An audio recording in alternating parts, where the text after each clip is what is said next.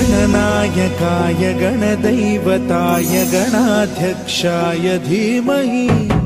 गुणशरीराय गुणमण्डिताय गुणेशानाय धीमहि गुणातीताय गुणाधीशाय गुणप्रविष्टाय धीमहि एकदन्ताय वक्रतुण्डाय गौरीतनयाय धीमहि गजेशानाय भालचन्द्राय श्रीगणेशाय धीमहि